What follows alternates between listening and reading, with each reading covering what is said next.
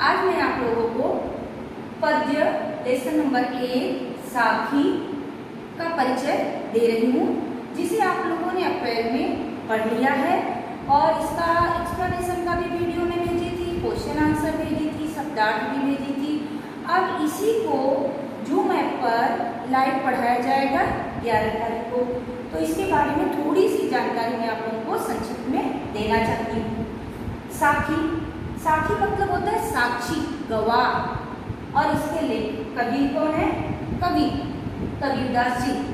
इनके बारे में बहुत सारी किद्दंतियाँ हैं। किद्दंतियाँ मतलब आम बोलचाल में, मतलब ये कोई ये कहता है, कोई वो कहता है, बहुत तरह तरह की बातें कही गई हैं। ऐसा कहा जाता है कि यह एक विधवा ब्राह्मणी की कोख से पैदा हुए थे, जिनका विधवा ब्राह्मणी मतलब पति की मृत्यु के बाद अगर बच्चे पैदा हो तो उसको समाज स्वीकार नहीं करता।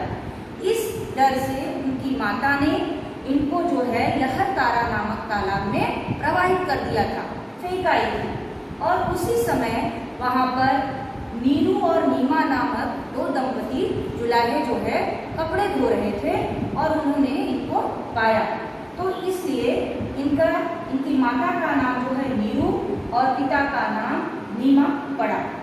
इनके जन्म और मृत्यु के बारे में सही साक्ष्य नहीं है, फिर भी जन्म कहा जाता है 1398 और मृत्यु 1500 था।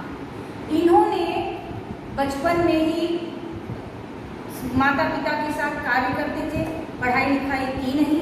बाद में रामानंद के शरण में गए, जहाँ इन्होंने उनके साथ भजन कीर्तन करते थे और इन्होंने जो कुछ भी गाया उसको इनके शिष्य लोगों ने लिपिबद्ध किया, मतलब लिखा।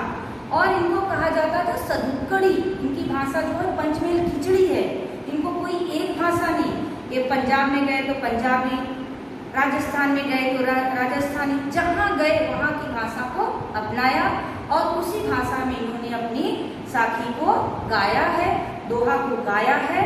तो इनकी जो एक ही कवि बुक है वह है बीजक, जिसमें साखी, शब्द और रमैनी 3 पुस्तकें लिखी गई हैं, जिसे आप लोग यहाँ पर पढ़ोगे। साखी, साखी का मतलब मैं आप लोगों को पहले बता दी, साक्ष्य। इन्होंने समाज की बुराइयों को बहुत ही अच्छी तरह से सभी समाज के सामने प्रकाशित किया है इन्होंने, जिसका बहुत सारा विरोध भी हुआ है। तो अभी आपने कवि परिचय पढ़ा, उनसे संबंधित बातें जानी। अब आपने जो कवि द्वारा लिखी गई साखी है उसे पढ़ेंगे और इसमें जो है टोटल 8 साखी यानी 8 पद दिया गया है। पहले पद में कबीरदास जी ने मीठी बोली के विषय में बताया गया है कि मीठी बोली से दुश्मन भी हमारे दोस्त बन जाते हैं, इसलिए मीठी बोली का ही प्रयोग करना चाहिए। मीठी बोली यानी शक्कर गुड़ नहीं, मीठी बोली यानी प्यार की भाषा, दुश्मन को भी अपना दोस्त बना लेता है। और दूसरी साखी में कबीरदास जी ने बताया है कि किस तरह से हम भगवान को, ईश्वर को प्राप्त करने के लिए मंदिर, मस्जिद, चर्च, गुरुद्वारे आदि जगहों का भ्रमण करते रहते हैं, जबकि ईश्वर हमारे अंदर ही है।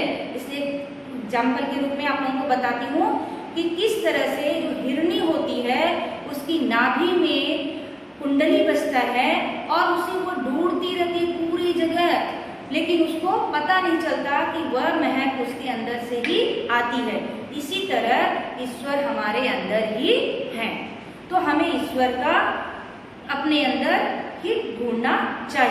तीसरे दोहे में कवि ने कहा है कि जब मैं था, मतलब जब मेरे अंदर घमंड था, अहंकार था, तब मुझे ईश्वर दिखाई नहीं दिए। और जब मेरे अंदर से अहंकार, घमंड यानी मैं मतलब अहंकार, जब वह था तब मुझे ईश्वर दिखाई नहीं देते थे और अब वह मेरे अंदर नहीं है। अब मुझे ईश्वर प्राप्ति की हो गई है, इसलिए अब मेरे अंदर किसी प्रकार का घमंड या अहंकार नहीं है। और चौथे दोहे में कबीरदास जी कहते हैं कि ये पूरा संसार जो है सुखी है। सुखी क्यों है? क्योंकि सबको कमाना, खाना और चैन से सो जाना है, लेकिन मैं जो दास हूँ ईश्वर का, वह दुखी हूँ, क्योंकि मैं दिन रात उनको ढूंढता रहता हूँ, लेकिन वह मुझे मिल नहीं रहते हैं।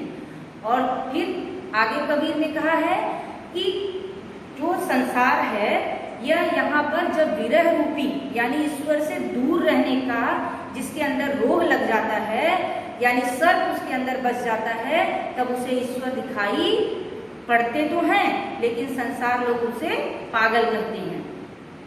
और फिर अगले दोहे में कहा है, निंदक नेड़ा राखिए आंगन कुटीर बनाए, बिन साबुन पानी के निर्मल करे स्वभाव। अर्थात जो आपकी निंदा करता, जो आपकी बुराई करता, उससे नफरत मत कीजिए, उसको अपना दोस्त बनाइए, हो सके तो उसे अपने घर में रहने के लिए स्थान दे दीजिए, क्योंकि वह बार बार आपकी बुराई बताता रहेगा और उस बुराई को हम अपना करके और उसको दूर करने की कोशिश करेंगे।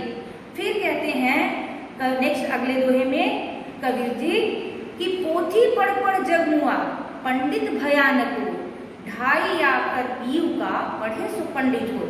अर्थात पोथी पढ़ करके मोटे मोटे ग्रंथ पढ़ करके हम कोई पंडित नहीं होता जब तक सही परमात्मा का ज्ञान नहीं होता, ईश्वर क्या है उसको नहीं जान लेते, तब तक सारा पोथी पढ़ना व्यर्थ है।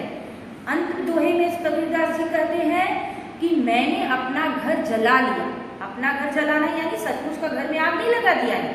अपना घर जलाना मतलब मैंने अपने सारे मोह माया को जलाकर राख कर दिया, त्याग कर दिया है और अब मुझे ईश्वर की प्राप्ति हो गई है और मैं अब उस व्यक्ति का घर जलाऊंगा यानी उसको ज्ञान की तरफ ले जाऊंगा जो मेरे साथ चलना चाहता है, ईश्वर को पाना चाहता है। धन्यवाद।